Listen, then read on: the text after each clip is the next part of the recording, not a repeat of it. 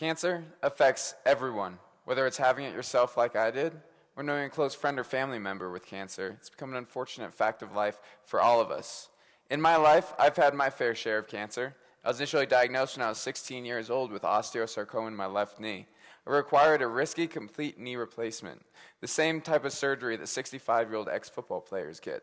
I was ready to be done with cancer after that. My body had different plans in mind. The cancer ended up returning in my lungs. Much to my dismay, this wasn't an isolated incident. It reoccurred again and again and again. 4 total times I've been told that I have cancer in my lungs that requires surgery. Much to my dismay, it came back again, ended up showing up in my calf. And then it all suddenly made sense. This is why the cancer kept coming back, because I had a 4-inch tumor that was lurking in my calf. So they quickly amputated my leg, got me started back on chemotherapy. 12 more rounds, which I just finished a few months ago, in case you couldn't tell by my awesome haircut. We have people speaking today that have gotten their degrees in all sorts of things. I feel like I spent the past 5 years getting my master's in hospital interior decorating. You could say that I'm the most qualified to talk about cancer, seeing that I've had it 5 times over 5 years, or you could argue that I'm the least qualified, seeing as it took 5 years for me to get rid of it. But being diagnosed with cancer is an interesting thing. You receive that god-awful news that everyone hopes they won't hear, but statistically, probably will. You're shocked, horrified, you update Facebook, receive a heaping of condolences, Google your cancer, cry, read some more, and then cry a little more. You don't have a say whether or not this is happening to you. So here you are on the precipice where normalcy and comfort are part of the past, and your only option is to go toe-to-toe and brawl with cancer. No retreat, no compromises, throw out the odds. This isn't some drug trial that compares the survival rate of sample group X with control group Y. This is about one person who has found themselves in the most ancient of human conditions, a battle to the death.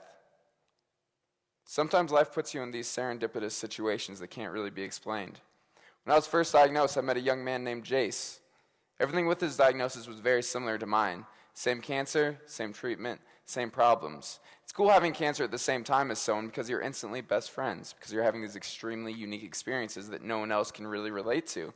I'd go into his room and I'd be like, "Hey man, have you pooped recently?" He'd be like, "I haven't pooped in days." I'd be like, "Me too." You learn that cancer isn't some demographic. It's everybody.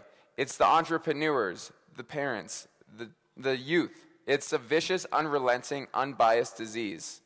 Jason and I finished treatment weeks apart. Entering remission with that young man was one of the greatest joys of my entire life. Seeing him go from a bedridden cancer patient to the happy-go-lucky 8-year-old he should have been was fantastic. After you finish treatment, you enter remission, which is defined as no evidence of disease activity. Many people think that once they enter remission, that means they're done with cancer. They've taken this journey to the edge of what they could endure, and they've returned victoriously. So that must mean that they're finished. But the sad truth is, the chemo could have been widely ineffective, and you'll still feel the exact same as someone who responded ideally. This is when you're at your highest risk of the cancer returning. The next time I heard from Jace was a call from his mom, letting me know that the cancer had returned. He came back with a vengeance. It only took a few months before he passed away on December 7th of 2008. People often say to me, "You are so strong." If I'm strong because I beat cancer, that implies that people who didn't beat cancer are in comparison less strong. I didn't fight any harder than Jace. For some arbitrary reason, my body responded better to chemotherapy than he did. I wasn't better. I was luckier. So now what? I'm here and he's not. I remember shortly after his death, I was taking the light rail home from work. It was during the coldest, darkest months of the winter, and I'm standing huddled against a pillar trying to get out of the freezing wind. And on this pillar was a light rail map. And on this map showed all the different stops. And the stop I was at had a sticker that said, "You are here. You are here." And I stared at it for a solid 5 minutes, and I was left in tears because I was here, and where was Jace? And I got angry. And anger can be an underrated emotion. Anger can motivate you. Anger destroys apathy. Sometimes you need to get upset, put your foot down, and say, "This is not okay, and I'm going to do something about it." As I stood at the light rail, I looked around, and I saw the typical light rail crowd. I saw the businessman, the couple, the student, and I saw the same thing there that I see in this room today: potential. If you talk to anyone throughout human history and you say, in your wildest dreams, what are all the things you want? We have them all. Not just a few, we have all of them. For the time being, I am here. And only I can answer the question, what will my legacy be? If you can achieve all your goals, dreams, and ambitions in your lifetime, then believe me when I say you're not thinking big enough. What if we made it our singular mission to help others and improve this world that we're on? Is there risk involved? Absolutely. Putting yourself out there, dedicating your time and your money? Yeah. But it's gotten to the point where the risk associated with not helping anyone is so much monumentally greater than taking no action at all.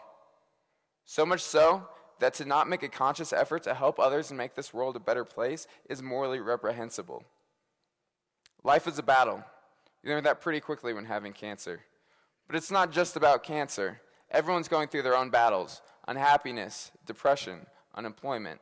I bet the vast majority of people in this room are going through some sort of battle right now.